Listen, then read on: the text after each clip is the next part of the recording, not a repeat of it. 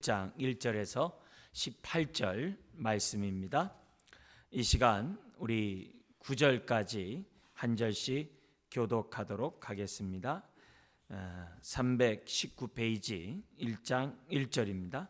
여호와의 종 모세가 죽은 후에 여호와께서 모세의 수종자 눈의 아들 여호수아에게 말씀하여 이르시되 내 종 모세가 죽었으니 이제 너는 이 모든 백성과 더불어 일어나 이 요단을 건너 내가 그들 곧 이스라엘 자손에게 주는 그 땅으로 가라.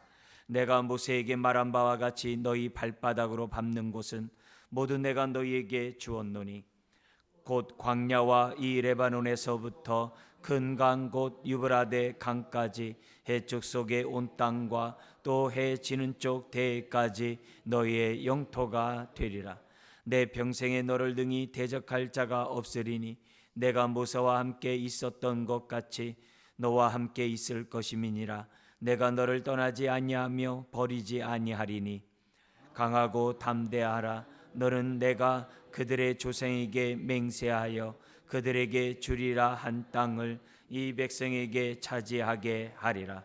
오직 강하고 극히 담대하여 나의 종 모세가 내게 명령한 그 율법을 다 지켜 행하고 우로나 좌로나 치우치지 말라. 그리하면 어디로 가든지 형통하리니 이 율법 책을 내 입에서 떠나지 말게 하며 주야로 그것을 묵상하여 그 안에 기록된 대로 다 지켜 행하라. 그리하면 내 길이 평탄하게 될 것이며 내가 형통하리라. 같이요. 내가 내게 명령한 것이 아니냐. 강하고 담대하라. 두려워하지 말며 놀라지 말라. 내가 어디로 가든지 내 하나님 여호와가 너와 함께 하느니라 하시니라. 아멘. 여호수아 이 전체 구조는 이 1절에서부터 1장에서부터 5장까지는 가나안 정복의 그 준비 단계가 나오게 됩니다. 그리고 6장에서부터 12장까지는 이제 가나안의 그러한 정복이 이 이제 중간에서부터 정복하고 그다음에 남부와 북부를 이제 정복하게 됩니다. 그러니까 가운데부터 정복해가지고 남쪽과 북쪽을 이제 정복하는 그 정복의 역사가 6장에서부터 12장까지 나와요. 그리고 나머지 이제 13장에서부터 뒤에는 가나안 그러한 정착, 가나안 정착에 관한 그런 그 역사가 여호수아에 이제 기록되어 있습니다. 이제 그런 가운데 우리 이제 12장까지 우리 이제 반으로 나눠서 12장까지의 여호수아의 말씀의 내용을 잠깐 그 구조에 나와 있는 것처럼 보시면 강의 안에 보시면 1차 정복에 대한 얘기가 1차 정복이 이제 8장까지 나오거든요. 그래서 그 정복의 모습을 보면 1장은 1차 정복에 대한 처음 이제 준비 도입부입니다. 그리고 2장에 가서는 그 하나님을 경외한 여리고성의 라합, 기생 라합이 등장하게 되는데요. 그 기생 라합이 구원을 받는 장면이 2장에 나와요.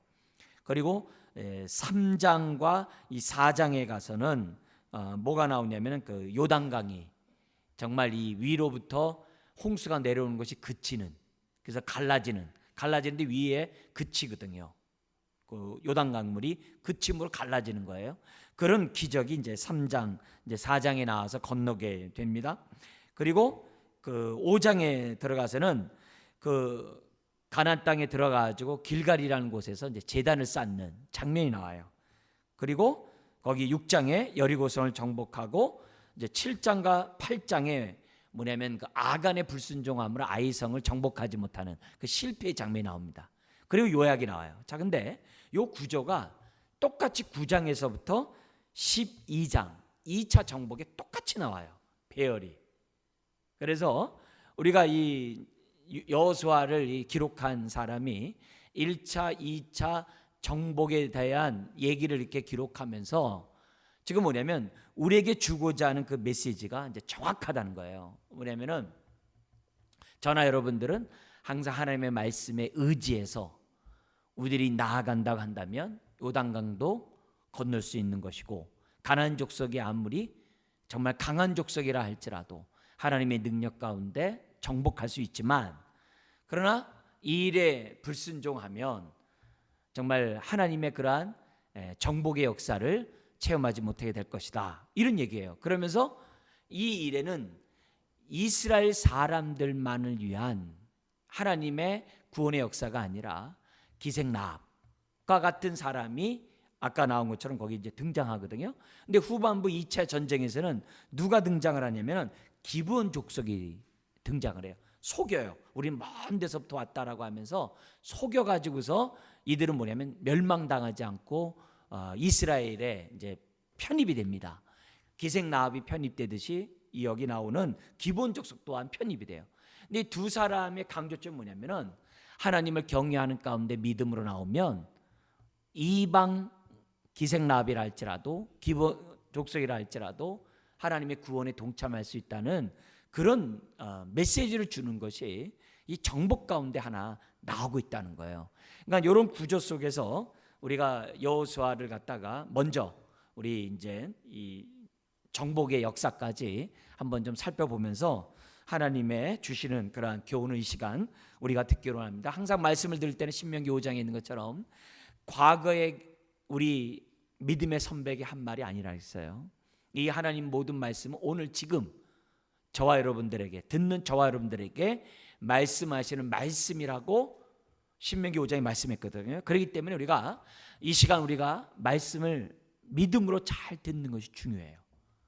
그래서 준비도 잘해야 되고 기생나합과 같이 믿음으로 반응하는 이런 모습들을 저와 여러분들에게 요구하고 있는 것이 여호수아서의 말씀이라는 겁니다.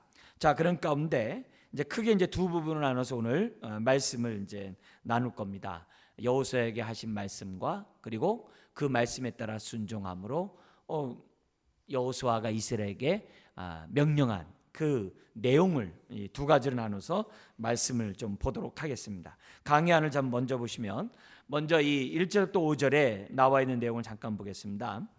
모세가 죽은 후에 하나님께서 여호수아에게 이제 명령을 하는데 어떤 명령을 하는지 먼저 우리 어떤 사명감을 주는지 1절부터 5절의 말씀을 보도록 하겠습니다. 여기 보면 2절에 이렇게 시작합니다. 같이 한번 읽어볼까요?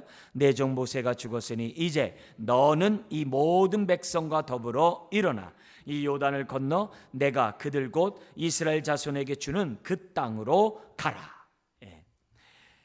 내 종 모세가 죽었으니 이제 너는, 그러죠? 이 모든 백성과 더불어 일어나. 그리고 어떻게 돼요? 가나안 땅으로 가라.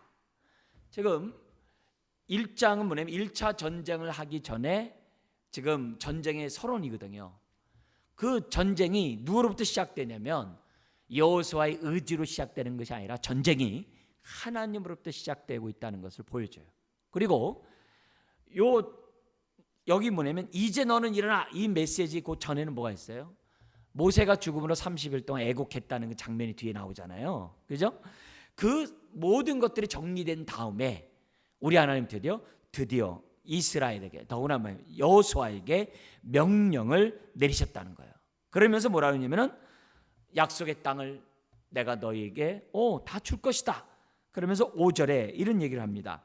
같이 한번 5절 읽어볼까요? 내 평생에 너를 능히 대적할 자가 없으리니 내가 모세와 함께 있었던 것 같이 너와 함께 있을 것임이니라. 내가 너를 떠나지 아니하며 버리지 아니하리라 하면서 우리 하나님께서 모세에게 말씀하셨던 것처럼 여호수아에게 말씀하세요. 자, 여기서 우리가 첫 번째 우리가 좀 생각해야 될 교훈이 있는데요. 그 2절에 있는 것처럼 하나님은 때가 되자 여호수아에게 말씀하기 시작했어요. 그래서 이제 너는 일어나 그 땅으로 가라 그랬단 말이에요. 그뿐만 아니라 5절에 때가 되자 말씀하셨던 하나님이 어떤 말씀하냐면 때에 맞는 말씀하세요. 그 때에 맞는 말씀이 뭐냐? 모세와 함께 있던 것처럼 내가 너와 함께 하리라. 그 말씀하세요.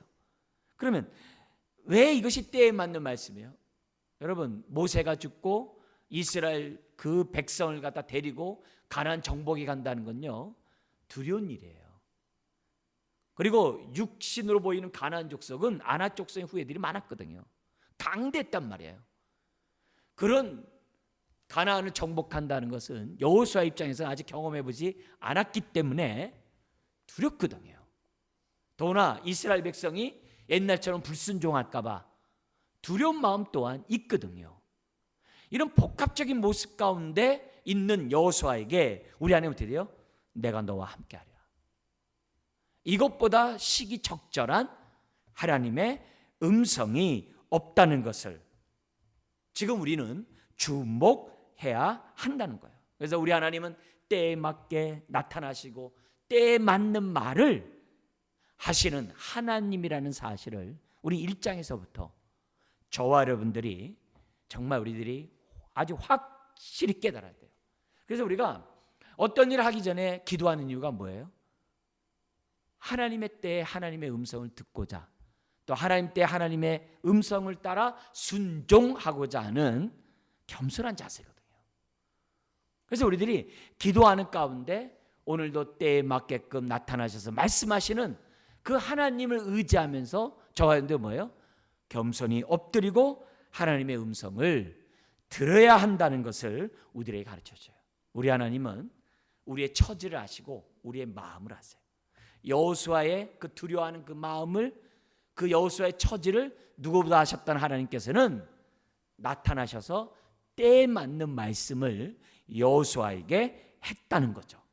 그렇기 때문에 오늘 저와 여러분들이 신앙생활하면서 우리가 믿는 하나님과 우리는, 저와 여러분들은 뭐예요? 항상 교제하면서 우리는 믿음의 첫 발들을 움직여야만 한다는 거예요. 이걸 우리들이 무시하면 안 돼요. 하나님을 앞서는 행동은 바람직하지가 않아요. 항상 기도하면서 하나님 언제입니까? 하나님 무엇을 우리에게 말씀하십니까? 이런 정말 겸손한 이런 자세는 저와 여러분들에게 정말 꼭 가져야 될 겸손한 자세라는 거죠. 그러면서 우리 하나님은 여호수아에게 어디를 정복할 것을 정확하게 얘기해 줬어요. 그죠? 3절, 4절에 정확하게 얘기했어요. 이 얘기는 뭐냐면 정복할 것을 정해줬다는 이유는 여러 가지 이유가 있어요. 가장 첫 번째는 뭐냐면 내가 그것을 정복할 때까지 너와 함께 하겠다는 담대함을 준 거예요. 그러나 동시에 어디를 정복하라는 그 말 속에서 뭘 주는 거예요? 그것 너희에게 주신 그 땅 외에는 너희들의 그 흥분된, 승리하다 보면은 이웃 나라에 대한 탐심이 생기잖아요. 하나님이 주시지 않은 그곳을 넘보지 말라는 거죠. 거기에 장소를 주셨다는 것은 그런 의미가 있어요. 근데 안타깝게도 우리가 잘 알다시피 이스라엘 백성은 어떻게 돼요? 약속하신 것을 다 정복했습니까? 아니잖아요. 가사가듯 아스돗 같은 데는 정복 못했잖아요. 그러니까 다 정복하지 못했다는 거예요. 하나님은 어디를 우리에게 분깃으로 주셨는데, 그리고 그 분깃을 얻을 때까지 하나님이 함께 하시다라고 약속하셨는데 그것을 얻기는커녕 그것조차 차지하지 못하는 이스라엘이 됐다는 거예요. 그 이유를 오늘 지금 우리는 어떻게 돼요? 1장에서 우리가 배워야 돼요. 배워야 돼요. 오늘도 마찬가지예요. 예수 안에서 하나님이 우리에게 주신 분깃들이 있잖아요. 우리에게 주신 하나님의 기업들이 있잖아요. 그것을 이스라엘 백성처럼 저나 여러분들이 정복하지 못한다면, 다른 말로 하면 얻지 못한다면, 누리지 못한다고 한다면 그 이유가 뭐라는 거예요? 신명기에서 말씀하고 오늘 1장에서 말씀하시는 이 교훈에 따라서 저와 여러분들이 살지 않았기 때문이라는 것을 저나 여러분들이 확실히 이 시간에 깨달아야만 한다는 거죠. 물론 사사기 1장에 보면 그 가사가드, 아스돗 같은 데를 남겨 오히려 하나님 뭐냐면 정복하지 못하도록 내버려뒀다는 거예요. 왜요? 그걸 통해서 내 백성이 정말 율법에 따라, 신명기의 말씀에 따라 사는지 안 사는지 테스트해 보려고 하나님이 남겨두셨다는 거예요. 그러니까 결국 모든 것들이 뭐와 연관되어 있는 거예요? 신명기의 말씀에 따라, 하나님의 말씀에 따라 우리가 얼마나 순종하느냐 순종하지 않느냐에 하나님이 분깃으로 준 것을 누리느냐 누리지 못하느냐가 달려 있다는 것을 성경은 계속해서 오늘 저와 여러분들에게 말씀하고 있다는 거예요. 그래서 우리는 하나님이 정말 하나님의 때에, 그리고 때에 맞는 말씀을 통하여 우리에게 일하실 뿐만이 아니라 우리 하나님은 우리에게 주시는 그 분깃, 또 다른 말 우리에게 요구하는 그 사명이 정확하게 우리들에게 주어진다는 거예요. 이걸 우리들이 잘 알고 교만하지도 말고, 또 어떻게 돼요?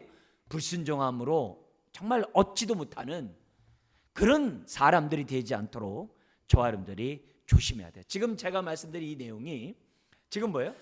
계속 지금 출애굽한 다음에 나중에 그 다윗 그 이후에 이스라엘 구약 역사에 보면 그냥 아주 관통하고 있는 하나님의 교훈의 말씀이에요. 근데 이것이 구약에만이 아니라 오늘 신약에도 똑같아요. 오늘도 하나님은 우리의 선한 목자시고 우리의 아버지세요. 오늘도 하나님의 때에 우리에게 뭐예요? 때에 맞는 말씀을 행하시는 분이에요. 그리고 예수 안에 있는 그 부유함에 동참하라고 우리들에게 끊임없이 말씀하시는 하나님이세요. 근데 예수 안에 있는 그 부유함에 동참하는 일은 다른 게 아니라 하나님의 말씀에 청종하고 순종하는 삶이라고 성경 우리들에게 구약이나 신약이나 동일하게 말씀하고 있다는 것을 우리들은 기억해야 돼요. 그래서 어찌할지 모르는, 또 말씀은 들었지만 어떻게 행동할지 모르는 모세에게 여호수아에게 나타나셔서 우리 하나님은 드디어 말씀하셨다는 거예요.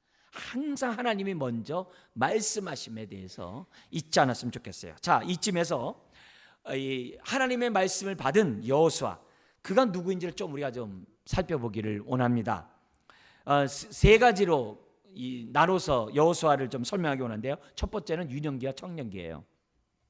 그는 애굽에서 태어났어요. 그의 부모는 애굽의 노예였어요.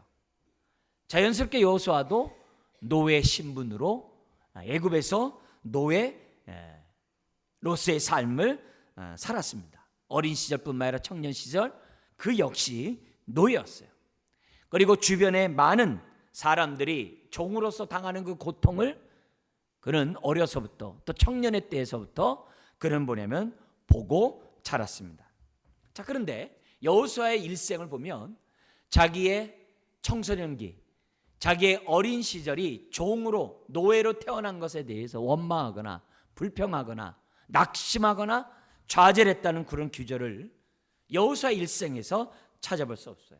오히려 우리가 추측하건대 여호수아는 그런 노예 생활 가운데 있음에도 불구하고 그는 하나님을 경외하는 자로 어린 시절을 자랐다라고 추측할 수 있어요. 왜냐하면 모세가 그를 선택했거든요. 그리고 모세가 하는 일에 그가 적극적으로 순종하며 따랐던 걸 보면 여호수아가 어린 시절에 신앙 훈련 가운데 자랐다고 봐요. 왜냐? 이스라엘에도 여전히 뭐 했어요? 여전히 야곱의 후손으로서 신앙이 있었거든요.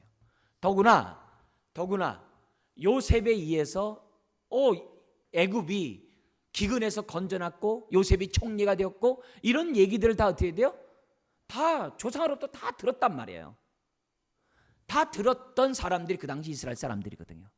여호와라는 이름을 알고 있거든요. 그런 의미에서 여호수아는 어린 시절에 비록 노예로 태어났고 노예로 자랐지만 그런 그 청년의 시절을 원망이나 하면서 무의미하게 보내는 것이 아니라 오히려 정말 이스라엘을 놓고 좀 더 우리가 좀 뭐 이렇게 더한다면, 추측한다면 하나님이 이스라엘을 어떻게 하실 거냐라고, 또 여호와의 이름을 이스라엘 백성들이 종노릇하면서 부르짖은 거 보면 함께 부르짖었다라고 우리는 추측할 수 있다는 거죠. 이게 이제 우리가 여호수아의 어린 시절과 청년 시절을 볼 수 있어요. 또한 동시에 그의 두 번째 여호수아에게 우리가 알 수 있는 것은 뭐냐면 광야 기간 40년입니다. 광야 기간 이 40년 동안 이 여호수아는 뭐냐면 모세의 시종으로서 모세와 아주 함께 했어요. 그리고 민수기 11장 28절에 강의 안에 있는 것처럼 젊었을 때서부터 모세를 따라 섬겼다라고 기록되어 있어요. 그래서 누구보다도 가까이 모세를 섬겼던 시종이 바로 여호수아였어요. 그죠? 그리고 여호수아가 뭐냐면 모세가 10가지 재앙을 일으켰을 때 그걸 다 뭐예요? 경험했던 사람이 여호수아예요. 그 가운데 여호수아는 뭐냐면 놀라운 경험을 해요. 하나님의 능력 가운데 가장 큰 놀라운 경험이 뭐냐? 그가 이적을 보고 뭐 하나님이 이렇게 뭐 10가지 그런 재앙을 보는 거 이런 것보다도 무슨 경험을 하냐면 하나님의 은혜를 체험해요. 어떻게 체험하냐면 그가 눈의 아들 중에서 장남이었어요. 그러면 이스라엘 백성 가운데 장남은 어떤 의미가 있죠? 10번째 재앙이 다 뭐예요? 장자가 죽는 재앙이었거든요. 그래서 장자들은 다 뭐예요? 덤으로 사는 인생들이었어요. 이스라엘 백성에서 장자의 신분이라는 것은 남다른 신분이었어요. 그게 누구예요? 여호수아거든요. 그래서 여호수아는 10번째 그러한 재앙을 통해서 자신이 구원받은 사실과 자신이 어떻게 돼요? 정말 하나님의 은혜로 덤으로 사는 인생이라는 것을 그는 드디어 점점이라든지 뭐 직접이든지 간에 깨달았다라고 볼 수 있다는 거죠. 그래서 그는 모세를 정말 밀접하게 따라다니면서 하나님의 역사하심과 하나님의 구원하심을 그는 경험할 수 있다는 거죠. 심지어는 전쟁에 나왔을 때에도 최전방의 사령관으로 나가서 전쟁을 했고 아말렉과 전쟁했을 때 전쟁의 승리는 자신의 군사력이 아니라 뭐예요? 모세가 기도하에 손이 내려오지 않느냐, 끊임없이 하늘을 향해 열려있느냐에 따라 달려있다는 사실을 여호수아는 누구보다도 잘 알아요. 또 12 정탐꾼 중에 한 명으로 뽑힐 정도로 굉장히 신앙에 정말 모델이 되는 청년이 바로 여호수아였다는 거죠. 이거는 그만큼 광야 기간 동안 그의 신앙은 연단되었고 자라갔고 누구보다도 모세를 통해 준비된 지도자로서의 준비를 잘하고 있었다는 걸 알 수 있어요. 이걸 보면 하나님이 하나님의 사람을 쓸 때 갑자기 쓰질 않아요. 물론 뽕나무 치다가 정말 이렇게 쓰임받는 그런 선교사들도 있습니다만, 선교사도 있지만은 그래도 대체로 아모스와 같은 사람은 그냥 그 즉시 이제 쓰임받았다 보거든요. 그런 사람도 있지만 대부분 다 뭐예요? 준비된 가운데, 훈련된 가운데 쓰임을 받아요. 여호수아 같은 경우는 노예 환경에서, 그리고 노예 고역의 환경에서, 그리고 정말 모세의 종으로서 그는 어떻게 돼요? 많은 연단을 받아서 드디어 어떻게 돼요? 하나님의 종으로 쓰임 받았던 것을 봐요. 그러니까 우리도 마찬가지죠. 어떤 사람은 고난을 통해서 보기도 하고, 어떤 사람은 대인 관계를 통해서 연단을 받기도 하고, 어떤 사람들이 어떻게 돼요? 시궁창에 처박히는 정말 비참한 삶을 겪음으로써 연단되기도 하고, 막 여러 가지 저마다 다 달라요. 어느 사람들은 가난에 태어나게 하고 여러 가지 상황이 달라요. 근데 그런 가운데서도 하나님이 어떻게 돼요?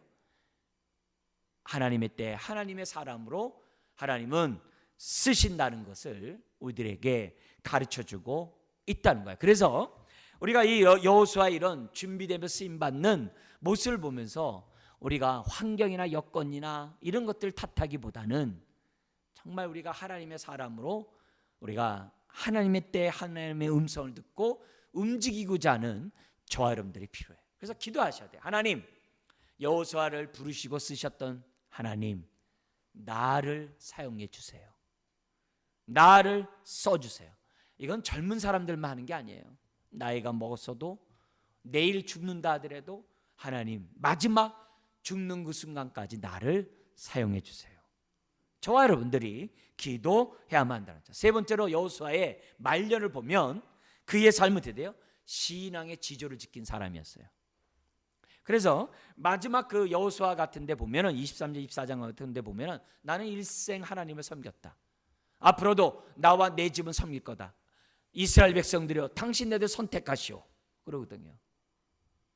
그러니까 여호수아는 노년에 정말 더욱더 빛을 발한 그런 사람으로서 하나님을 섬기다가 하늘나라에 갔던 인물이었던 것을 보게 됩니다. 그래서 오늘 우리가 이 여호수아가 그냥 갑자기 모세의 정말 다음으로 지도자가 된 것이 아니라 하나님의 사람으로 하나님이 이미 준비시켜 오셨고, 또 거기에 따라서 여호수아는 어떻게 돼요? 잘 순응했고, 그리고 하나님의 때가 되자 모세 다음으로 이스라엘을 인도했던 지도자였던 것을 오늘 우리들에게 가르쳐주고 있다는 겁니다.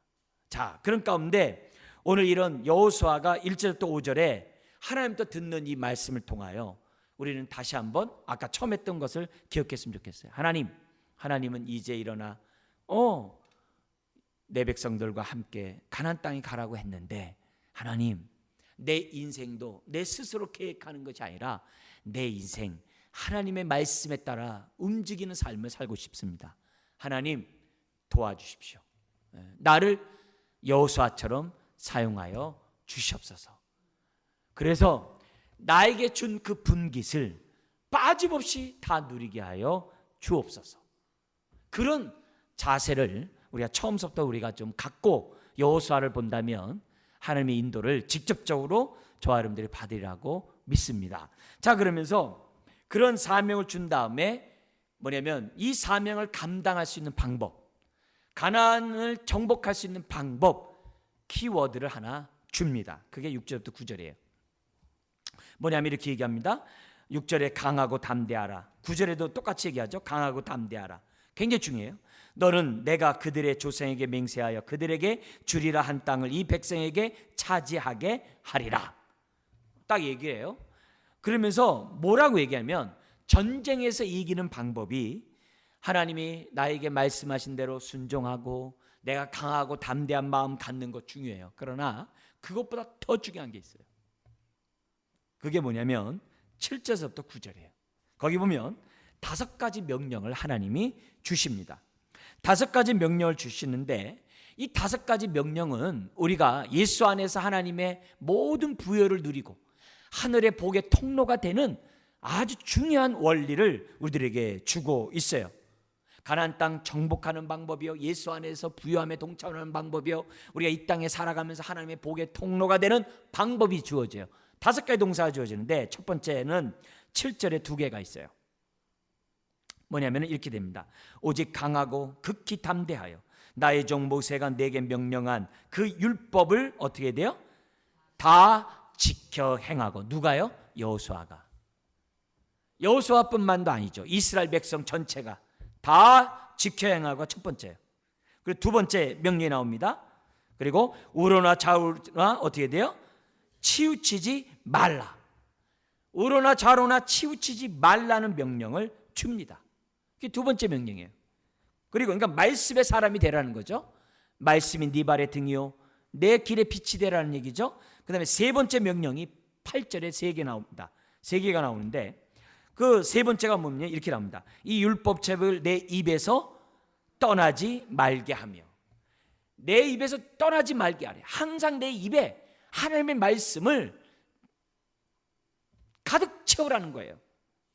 그 다음에 네 번째는 뭐냐면 그 채워진 그 말씀 어떻게 돼요? 주야로 묵상하래요. 채워진 것으로 끝나지 않고 묵상하래요. 그 다음에 5번째 명령이 나옵니다. 뭐라고 되냐면은 그 안에 기록된 대로 다 지켜 행하라. 하나도 빠짐없이 다 지키라는 거예요. 1.1약도 가감하지 말고 다 지키래요. 요한계시록 22장 마지막에 그거잖아요. 이 말씀을 기록된 대로 지키는 자가 복이 있다 하면서 뭐라 그래요? 1.1약에도 빼놓지 말고 다 지키라고 하잖아요. 똑같은 얘기예요. 하나님의 말씀은 항상 똑같아요. 그 5가지 명령을 줘요. 그러면 어떤 축복을 준다고 그래요? 7절 하반절에는 어디로 가든지 형통하리라. 8절 끝에는 뭐라고요? 내 길이 평탄하게 될 것이면 내가 형통하리니. 그렇게 돼 있어요. 그러니까 이 하나님이 지금 뭐예요? 전쟁에서 이기는 방법이 전략을 어떻게 싸고 사드를 들여와야 되고 무슨 뭐 미사일을 갖다 놔, 그 얘기가 아니라 전쟁에서 이기는 방법은 하나님의 말씀을 붙잡고 그 말씀 가운데 어떻게 돼요? 사는 것이라고. 완전 동떨어진 거죠. 전쟁에 동떨어진 거죠. 근데 그렇게 하라는 거예요. 왜 그럴까요? 하나님이 함께 하시는 전쟁이고 이 전쟁은 여호와의 전쟁이고 그리고 이 전쟁은 영적 전쟁이기 때문에 하나님이 이런 명령을 하고 있어요. 그러면 2017년을 살아가는 오늘 저와 여러분들에게도 동일하냐? 동일하다는 거예요. 오늘도 우리가 정복해야 될 영역이 있죠. 우리 가정이 하나님 나라가 이루어져야 되고, 우리 직장이 하나님 나라가 이루어져야 되고, 우리 교회가 하나님 나라가 온전히 이루어져야 되고, 우리가 있는 몸담고 있는 이 지역이 하나님 나라가 이루어지려도 해야 될 사명이 있죠. 근데 그 하는 방법이 뭐냐?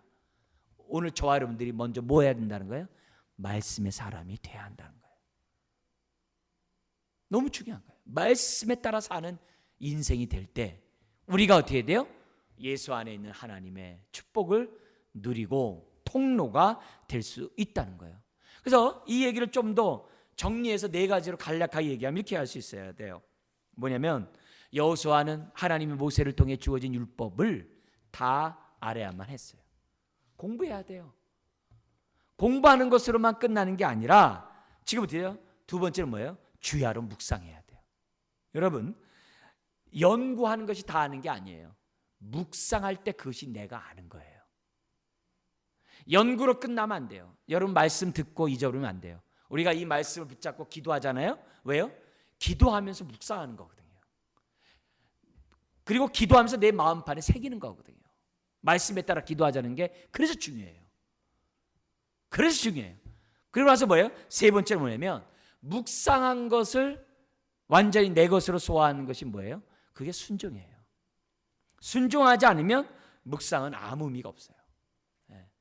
우리가 아는 것을 묵상해야 되고 묵상한 것을 순종할 때 그것이 비로소 나의 말씀이 되는 거고, 그것이 영이요 생명의 말씀이 되는 거예요. 가나안 땅 너에게 주겠다. 발로 밟는 거 다 주겠다. 안 밟으면 소용없어요. 소용없어요. 그리고 한 가지 더 얘기한다면 이 율법책을 내 입에서 떠나지 말게 한다고 그랬잖아요. 이게 뭐냐면 개인적으로만 우리가 말씀을 받는 것을 얘기하는 게 아니라 이 말씀 속에 뭐가 들어있냐면 내가 누구에게 말하든지 간에 주의 말씀을 전할 수 있는 사람이 돼야 한다는 내용도 함축되어 있는 거예요. 그러니까 결국 우리가 하나님의 말씀을 알고 묵상하고 순종하고 다른 사람들에게 하나님의 말씀을 알려주고 이런 모든 삶이 우리의 삶이 뭐하게 만드는 거예요? 거기 7절과 8절에 형통케 하고 우리의 길을 평탄케 하게 하는 하나님의 방법이라는 것을 얘기해요. 오늘 우리가 이 땅에 살아가면서 얼마나 많은 우겨싸이는 일들이 많아요. 질병이 나를 우겨싸이죠. 여러 가지 나의 정말 소원을 이루지 못한 것이 우겨싸이죠. 여러 가지 아픔과 슬픔들이 나를 우겨싸이죠. 얼마나 많아요. 근데 우리가 이 말씀에 따라 우리가 살아가면은 우리에게 뭐예요? 평탄케 되고 형통케 되는, 우겨싸이지 않는 하나님의 법이 우리에게, 축복이 우리에게 임한다라고 하나님이 약속하시는 거예요. 그러면서 10절에서 18절 이 말씀을 받은 여호수아가 지금 어떻게 돼요? 하나님으로부터 지금 위로를 받았잖아요. 강하고 담대하라 그랬잖아요. 그리고 하나님이 함께 한다고 약속까지 했잖아요. 그랬으니 여호수아가 어떻게 돼요? 담대하게 백성 앞에 설 수 있는 거죠. 이게 중요한 거예요. 목사인 저는 항상 설교를 하거나 뭐 할 때 지금 뭐예요? 이런 담대함 속에, 당당함 속에 항상 설교하고 항상 목회를 해야 돼요. 여러분도 마찬가지예요. 여러분이 여러분의 가정에 복의 통로가 되려면 어떻게 돼요? 여러분이 확신에 서 있어야 되고 여러분은 어떻게 돼요? 담대해야 돼요. 말씀을 전하거나 말씀 가운데 사는 삶이 아주 담대해야 돼요. 직장에서도 마찬가지예요. 우물우물 하는 게 아니라 내 입에 하나님의 말씀을 가득 머금고 우리는 어떻게 돼요? 아주 내 직장 사람 앞에 당당히 설 수 있을 정도로 저와 여러분들이 어떻게 돼요? 서 있어야 돼요. 그래야 사람들이 어떻게 돼요? 귀를 기울이죠. 내가 입에서 어떻게 돼요? 제대로 말씀도 이렇게 전하지 않고 막 해보세요. 어떻게 되겠어요? 그건 아니죠. 그런 의미에서 하나님은 먼저 백성 앞에 서기 전에 하나님은 여호수아에게 나타나셔서 말씀하신 거예요. 그러자 여호수아가 어떻게 돼요? 백성 앞에 얘기합니다. 그러면서 10절과 11절에 사흘 안에 정복하러 갈 것이니 양식을 준비하라. 전투태세 준비하는 거죠. 그리고 12절부터 15절에 얘기를 합니다. 12절부터 15절에 얘기를 해요. 뭐라고 얘기합니까? 지금 뭐냐면 요단강 동쪽에 그 분배를 받았던 두 지파반이 있어요. 그죠? 거기 르우벤, 갓, 므낫세에서 반, 2분의 1 므낫세 지파가 있어요. 그들에게 명령합니다. 모세와 약속했던 것처럼 너희들이 지금 서쪽 요단강을 건너 서쪽을 정복할 때 9개 반지파와 함께 지금 뭐예요? 가나안 땅 정복에 동참하라. 심지어는 이 사람들 뭐냐면 우리가 선봉에 쓰겠다 그랬어요. 이쪽 지역 요단강 동쪽 우리에게 주면 우리가 선봉에 서서 싸우겠다 이렇게 얘기했어요. 그 약속을 지금 어떻게 돼요? 지켜라. 지켜라. 그 얘기를 지금 뭐예요? 여호수아가 두 지파 반에게 설명하고 있는 거죠. 그래서 우리 한번 14절 15절 같이 한번 읽겠습니다. 너희의 처자와 가축은 모세가 너희에게 준 요단 이쪽 땅에 머무르려니와 너희 모든 용사들은 무장하고 너희의 형제들보다 앞서 건너가서 그들을 돕되 여호와께서 너희를 안식하게 하신 것 같이 너희의 형제도 안식하며 그들도 너희의 하나님 여호와께서 주시는 그 땅을 차지하기까지 하라.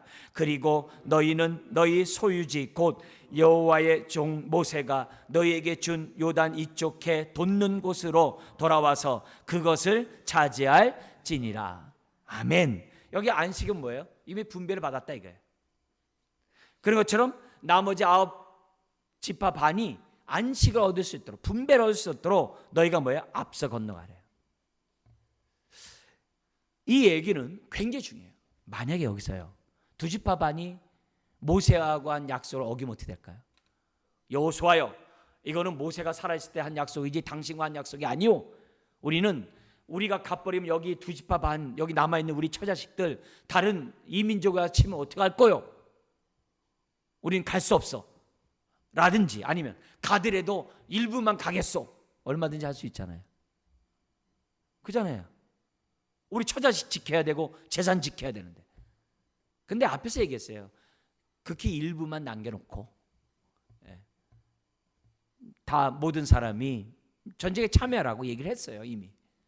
근데 감사하게도 이들이 어떻게 돼요? 모세가 죽은 다음에도 두 지파 반이 뭐 했어요? 약속을 지켰다는 거예요. 그래서 어떻게 돼요? 함께 공동체가 한 몸이 되어 가나안 정복을 이룰 수 있다는 거예요.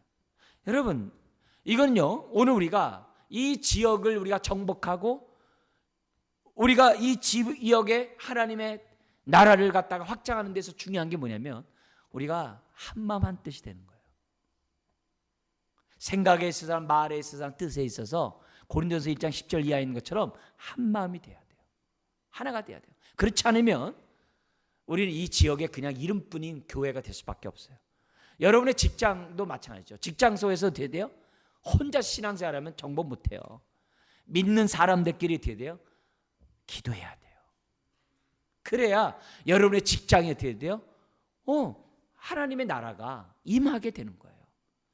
그래서 혼자 하면 안 됩니다. 같이 해야 돼요. 같이 해야 돼요. 그래서 믿는 사람들끼리 네트워크 해가지고서 우리 직장을 위해서 기도하자. 기도하자. 직장을 위해서 우리가 어떻게 해요? 선한 뜻을 이루자. 우리가 그런 자세들을 우리들이 가지면서 기도해야 돼요. 뭐 연합을 어쨌든 간에 우리들은 함께하는 조아름들이에요. 지금 한국교회도 마찬가지예요. 개교회 주의에 빠지면 한국교회는 그냥 이름뿐이 돼요. 근데 교회가 연합해가지고서 우리가 어때요? 한국을 섬기면 그만큼 뭐예요? 하나님 나라는 임하는 거예요. 그런 의미에서 항상 연합하고자 하는 그런 자세, 믿음의 지체들끼리 하나 되고자 하는 이런 자세, 이런 것들은 정복하는 데 있어서 매우 중요해요. 매우 중요해요. 여러분, 먼저 분깃을 받은 두 지파 반이 앞섰어요.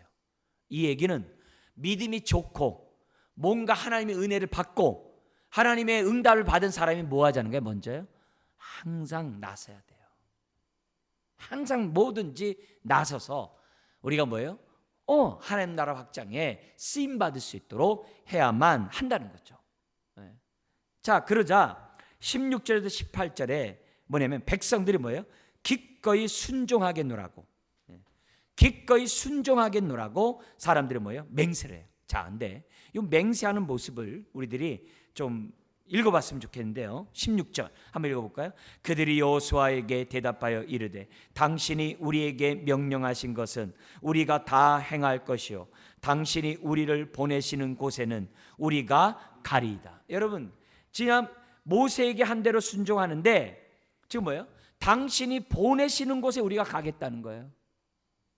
그래가지고 가나안 정복할 때 뭐예요? 가운데부터 정복하자 그러니까 백성들이 뭐예요? 다 따라서 가운데 딱 나눠요. 가나안 나라를 갖다 반으로 딱 쪼개요. 중앙을 그냥 쳐버리는 거예요. 그러니까 어떻게 돼요? 가나안 사람들이 혼비백산하는 거죠. 가뜩이나 애굽에서 하나님이 이적을 행했다는 것을 디색나합이 들었거든요. 모압의 지역에 있는 그런 왕들을 갖다가 무찔렀다는 것을 어떻게 돼요? 모압 지역을 정복했다는 이미 다 들었거든요. 들어서 다 간담에 놓고 있는 상황이거든요. 다 듣고 있거든요. 듣고 있는데 어떻게 했다는 거예요? 측면 공격을 하는 게 아니라 정면 공격을 해버리는 거예요. 이건요 보통 믿음의 자세가 아니에요. 어떤 믿음이요? 하나님이 함께 한다는 믿음의 자세가 아니에요. 과거에 이 조상들이 어떻게 했어요? 그 아버지 세대가 어떻게 했어요? 하나님이 약속의 땅이라 할지라도 10명의 정탐꾼 다 험담했거든요. 무서워서 정복하지 못한다고 했거든요. 근데 그 자식 세대는 정말 그의 아버지 세대와 달리 가나안을 정복할 뿐만 아니라 정면 돌파를 해요. 그리고 남쪽을 치고 북쪽을 쳐요. 그러니까 완전히 연합을 갖다가 못하도록 해놓은 다음에 점령하는 그런 방식으로 합니다. 근데 여기에 이스라엘 백성이 다 순종해요. 놀라운 거죠. 그뿐만 아니라 17절 같이 한번 읽겠습니다. 우리는 범사에 모세에게 순종한 것 같이 당신에게 순종하려니와 오직 당신의 하나님 여호와께서 모세와 함께 계시던 것 같이 당신과 함께 계시기를 원하나이다. 놀라운 것은 여호수아의 명령에 순종한 그 이유가 여호수아가 지략이 뛰어났기 때문이 아니라 여호수아가 하나님과 함께하는 사람이었다는 것을 사람들이 알았기 때문에 순종했다는 거예요. 이게 놀라운 거죠. 하나님이 함께하는 사람이었기 때문에 순종했다는 거예요. 이게 놀라운 거예요. 그래서 목사인 저 자신도 어떻게 돼요? 여러분들에게 어떤 말 듣고 싶어요? 아, 우리 목사님은 하나님이 함께하는 사람이에요. 이것보다 칭찬은 없죠. 여러분도 마찬가지죠. 여러분이 주변 사람들 저 사람 참 신실한 사람이야, 아주 열정적인 사람이야, 이런 말보다도 어떤 말 듣기 더 좋아해요? 저 사람은 하나님 함께 하시는 것 같아. 그게 최고거든요. 하나님 함께 하시는 것 같아. 그보다 귀한 게 어디 있어요? 네? 제가 여러분 몇 사람한테 한 얘기인데 우리 유치부 애가 주보에다가 일반 교회인 그 이면지에다가 교회를 이렇게 그려놨어요. 아니, 볼펜을 그렸기 때문에 뭐 제대로 그렸겠어요? 네? 그 어린애가 그려놨어요. 그려놓고 십자가 이렇게 해놨어. 그러면서 이제 보여주는 거야. 보니까 사람들이 이렇게 얼굴만 있는데 다 웃고 있어요. 그런데 교회라는 거 알고 있고 사람 있는 거 웃는 거 금방 알겠어요. 그래서 이게 뭐니? 그랬더니까 사람들이 웃고 있는 거예요. 그래서 왜? 그러니까 교회만 오면 즐거운 일이 있으니까 웃죠. 그러더라고요. 교회 지금 말로 한다면 교회에 하나님이 계시는데 교회에 오는 사람들이 다 웃잖아요. 어린아이 눈으로 본 거예요. 근데 걔가 교회를 그려놓은 다음에 막 인상 쓴 얼굴로 막 그려놨다든지 뭐 막 뿔난 얼굴로 그려놨다면 우리는 어떻게 돼요? 다 이날로 다 뭐예요? 곡하는 날로 돼야 되겠죠. 우리 교회는. 근데 애가 교회에 와서 사람들 성도들 어른들 이렇게 보니까 다 웃고 있다 이게. 왜? 교회는 하나님이 계시는 곳이니까 웃는다 이게. 얼마나 귀해요. 얼마나 위로가 됩니까? 그죠? 네? 여러분도 마찬가지죠. 사람들이 얘기하는데 엄마는 하나님이 함께 하시는 것 같아. 얼마나 좋아요. 직장 생활하는데 아무개는 당신은 하나님이 함께 하는 것 같아. 얼마나 좋아요. 요셉이 하나님이 함께함으로 그가 행하는 그 모든 일이 형통하게 된지라. 할렐루야. 함께 했기 때문에 형통한 거 아니에요. 지금 이스라엘 사람들이 왜 여호수아에게 복종을 해요? 왜 순종해요? 가라는 곳에 왜 가요? 하나님이 함께 하기 때문에. 지금 뭐예요? 백성들이 순종했다는 거예요. 너무너무 중요한 거예요. 그래서 오늘 우리가 먼저 우리 집안에서부터 우리가 하나님이 함께하는 자라는 말을 듣기를 정말 주의 이름으로 축원합니다. 그죠? 가정에서 또 들어야 되겠죠. 교회에서도 어떻게 돼요? 들어야죠. 하나님이 함께하는 분이군요. 그래야 어떻게 돼요? 다른 사람들에게도 하나님을 보여주겠죠. 예? 우리가 예수를 믿으라고 얘기하는데 당신아 잘 믿어. 만약에 이런 얘기 들으면 얼마나 골치 아프겠어요. 그 전에 하나님이 함께하는군요. 우리 이 얘기를 또 어디서 듣냐면 이삭이라는 사람이 있어요. 이삭. 아브라함의 아들 이삭이 있어요. 이삭이 아버지처럼 뭐냐면 유목민이에요. 근데 가는 곳마다 어떻게 돼요? 사람들에게 이렇게 견제를 당해요. 왜? 워낙 거부니까. 심지어는 어떻게 돼요? 그 당시 블레셋의 그 왕이었던 왕이 뭐냐면 그걸 빼앗는 거예요. 권력에 의해서 그것을 빼앗는 거예요. 뭘 뺐냐면 우물을 빼앗아요. 아니 양에게 우물을 뺀다는 것은요, 이건 다 뺏는 거와 마찬가지거든요. 주란 얘기거든요. 근데 양보를 해요. 그 다음에 또 이렇게 우물을 빼면 또 물이 나와요. 그럼 와서 또 뺏어요. 그럼 또 양보해요. 딴 데 가요. 또 나와요. 그러는 거예요. 그래서 한 번은 뭐예요? 기근의 때 이삭은 뭐냐면 100배 축복을 받아요. 하나님으로부터. 그들이 나중에 어떻게 돼요? 블레셋의 왕이 와가지고 얘기하는 거예요. 우리가 화칠하자. 그래서 뭐라고 화칠하냐면 하나님이 당신과 함께 하는군요.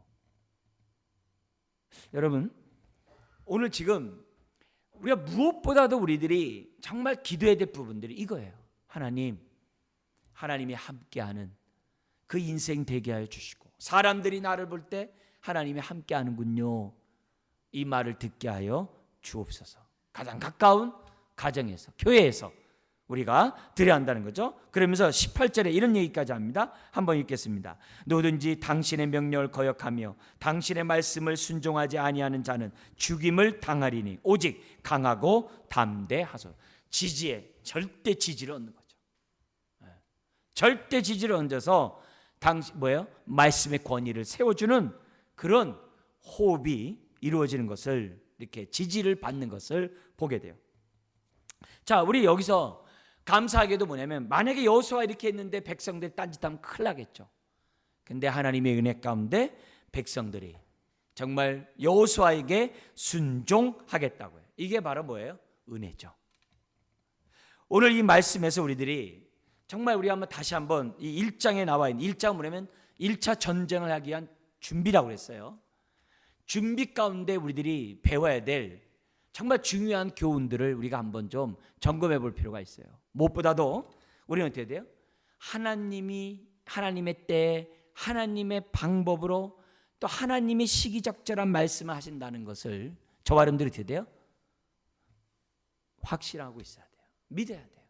그래서 내가 하나님의 임재 가운데 내가 살아가기 원합니다. 이 원칙을 우리가 뭐예요? 고수해야 돼요. 하나님이 말씀하시기 전까지 저는 움직이지 않겠습니다라는, 나에게 말씀해 달라고 하는 이 기본적인 생각을 저와 여러분들이 가져야 돼요. 아주 친숙한 생활이라도 하나님, 우리 가정을 어떻게 해야 됩니까? 말씀해 주십시오. 우리 교회를 어떻게 해야 합니까? 저에게 말씀하세요. 내 인생 앞으로 어떻게 살아야 됩니까? 저에게 말씀하세요. 그걸 우리들이 하나님의 임재를 경험하는 저와 여러분 돼야 돼요. 그러면서 동시에 두 번째는 뭐냐면, 항상 너희 조상에게 한 이 땅을 내가 너에게 주겠다라고 약속하셨거든요. 그래서 우리는 다른 거 없어요. 하나님의 말씀을 붙잡고 살아가는 것이 이 땅에서 뭐예요? 하나님이 함께하는 것을 보여주는 증거의 삶이라는 것을 잊어서는 안 돼요. 전쟁의 승리는 다른 데 있는 것이 아니라 말씀 중심의 삶을 저와 여러분들이 살아야 한다는 것. 그러면서 동시에 하나님 나라를 확장하고 우리가 우리에게 준 이 분깃을 정복하는 그 일들은 혼자서 할 일이 아니라는 거예요. 우리가 어떻게 돼요? 여기 지금 여호수아와 백성이 한 몸이 된 것처럼 저와 여러분들이 어떻게 돼요? 하나가 될 때 우리가 이 지역을 정복할 수 있고, 우리 직장을 정복할 수 있고, 우리 가정을 정복할 수 있다는 사실을 저와 여러분들은 잊어서는 안 된다는 거예요. 결론적으로 여러분에게 말씀드리겠습니다. 여러분, 하나님은 오늘 우리들을 부르신 것은 왕 같은 제사장으로 부르셨어요. 출애굽기 19장에 이스라엘 백성을 출애굽시킨 목적이 제사장 나라로 삼기 위해서 부르셨다는 것처럼 저와 여러분들은 어떻게 돼요? 열방을 구원하라고 저와 여러분들을 부르셨어요. 이 사실에 우리들은 정말 우리가 서 있어야 돼요. 그런 저와 여러분들은 발로 받는 곳마다 하나님은 뭐예요? 주시겠다라고 약속하셨어요. 그러려면 어떻게 밟아야 되죠? 무조건 우리가 땅 밟기를 하는 거예요? 그 얘기하는 게 아니라 그게 잘못 와전돼서 나온 게 뭐예요? 십자군 전쟁이거든요. 잘못된 그 전쟁을 함으로 지금 뭐예요? 무슬림과 완전히 원수지간 돼가지고 이게 선교의 길이 막히고 있잖아요. 그런 게 얘기하는 게 아니라 여기 밟는 것마다 너에게 주겠다니 땅 밟기는 그런 개념이 아니라 우리는 뭐예요? 성경에서 우리에게 요구하는 것은 뭐냐면 하나님의 사랑의 이중 계명으로 정복하라는 거예요. 하나님의 사랑의 이중 계명이 뭐예요? 하나님 사랑 이웃 사랑이잖아요. 하나님 사랑 이웃 사랑으로 뭐냐면 세상을 정복하라는 거예요. 그걸 위해서 뭐 하라는 거예요? 너가 제자가 되고 제자 삼는 삶을 통해 하나님 나라를 확장할 것을 성경 우리들에게 말씀하고 있거든요. 그러니까 모든 족속 제자를 삼으라는 그 하나님의 명령과 함께 사랑의 이중 계명을 가지고 우리가 순종하면서 우리가 제자 삼으라는 이 명령은 성경의 가장 뼈대가 되는 우리가 뭐예요? 정복하는 방법이라는 것을 우리들에게 가르쳐줘요. 거기에 따라서 우리가 넓게 얘기할 수 있겠죠. 우리가 영적 전쟁이기 때문에 두 손을 들고 기도함으로, 또 하나는 뭐예요? 또 문화 전쟁이기 때문에 우리 기독교 문화를 갖다가 세상에 이렇게 확대함으로 여러 가지 방법들은 구체적인 얘기들이 있겠습니다만 가장 기본적인 건 뭐예요? 하나님 사랑 이웃 사랑으로 우리가 어떻게 돼요? 이 땅을 정복해야 될 사명이 저와 여러분들에게 있다는 거예요. 그래서 우리가 이 정복에 앞서 하나님께 기도하자고요. 하나님, 모세에게 말씀하셨던 하나님은 오늘도 지금 나에게 말씀하신 줄 믿습니다. 그렇다면 하나님, 내 가정이 정복되기 원하고 내 직장이, 내 교회가, 우리 이 지역이 정복되기를 원합니다. 하나님, 역사하여 주시옵소서. 나에게 말씀하시고 우리를 사용하여 주옵소서. 그래서 우리가 좀 이 여호수아하는 동안에 특별히 이런 정복을 위하여, 영적 정복을 위하여 저와 여러분들이 많이 기도했으면 좋겠어요. 더구나 지금 우리가 30일 무슬림을 위해서 기도하는 기도 주간이잖아요. 그러니까 이 기도 주간과 우리가 맞물려서 우리가 좀 열심히 좀 이렇게 기도하고, 또 이번 주가 또 뭐예요? 성령 강림절이잖아요. 그러니까 이런 모든 것이 복합적인 요소를 가지고 하나님, 여호수아 본받아 우리가 하나님의 사랑의 이중 계명을 가지고 우리가 나아가고자 합니다. 말씀의 사람으로, 말씀에 순종하며 살기 원합니다. 하나님, 나를 통해 역사하여 주옵소서. 우리 기도하는 우리들 되기를 주의 이름 축원합니다. 기도.